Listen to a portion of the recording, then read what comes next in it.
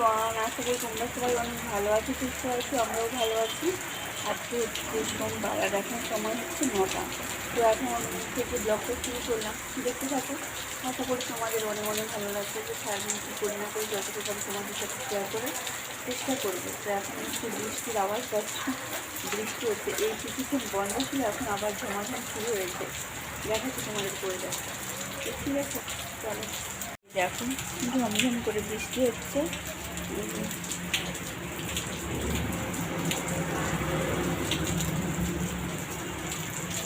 এই দেখো বৃষ্টি হচ্ছে, রাস্তায় যেমন শ্যাওলা পড়েছে দেখো, এই শ্যাওলায় স্লিপ করে অবস্থা খারাপ হয়ে যাবে। এই রাস্তা মানে ঢালাই রাস্তা যেমন ভালো আবার তেমন খারাপ। বর্ষার সময় অনেকেরই মানে কী বলে পাটা ভেঙে যায় পড়ে গিয়ে। আজকে আমাদের এখানে হাট, সোমবার। তো প্রথমত হাট গেছে বাজার করতে, এখনও কি আসেনি। তো দেখি কি বাজার টাজার নিয়ে এলো, তোমার সাথে শেয়ার করবো কি বাজার নিয়ে এলো না এলো, ঠিক আছে? পেয়ারা এনেছে, এবং চিকের মধ্যে পেয়ারা পাওয়া যায় এখন, বারুইপুরের পেয়ারা। 3টা পেয়ারা, বেগুন, শসা, কাঁকরোল, কুমড়ো, পেঁপে, আর কিছু ওল, আর এটা আছে কাঁচা লঙ্কা। ঠিক আছে, শসা এনেছে তো কাঁচা লঙ্কা আনতেই হবে। আর ব্যাগে আছে মাছের পুতুল, কী মাছ এখনও জানি না।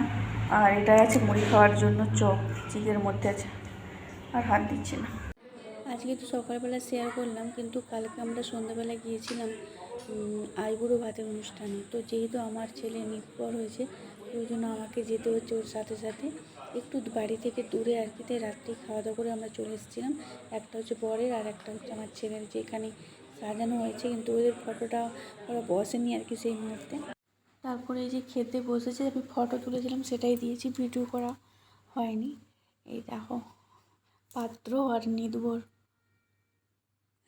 কালকে রাত্রে তো বললাম যে আইবুড়ো ভাতে গিয়েছিলাম, আজকে সকালেও গিয়েছিলাম গায়ে হলুদে। যেহেতু আমার ছেলে নির্ভর হয়েছে, তো তখন না লোডশেডিং হয়ে গেছিলো, কারেন্ট ছিল না, জেনারেটারের ব্যবস্থাও ছিল, কিন্তু জেনারেটার ম্যান কোথায় হারিয়ে গিয়েছিলো। তো এই দেখো এখানে সব মানে গায়ে হলুদে সব সাজানো আছে, সরি গায়ে হলুদ না, মানে ঘর ডোবানোর জন্য। আর এই যে দেখো বৃষ্টি পড়তেছে, সবাই ছাতা মাথায় দিয়ে এখানে লাইন দিয়ে দাঁড়িয়েছি, যেহেতু ছেলের মা গঙ্গা পুজো করছে আর কি। ছেলের মাকেই তো এটা করতে হয়। তো আর বৃষ্টিও পড়ছে, ক্যামেরা এখানে আমি আমার ছেলে দাঁড়িয়েছে, ও স্নান করেনি, ও বাড়ি এসে স্নান করেছে। যেহেতু মানে অন্য জায়গার জল আবার বৃষ্টির মধ্যে ঠান্ডা লেগে যাবে বলে, তাই বললাম যে ওখানে করতে হবে না, বাড়ি এসেই করবি।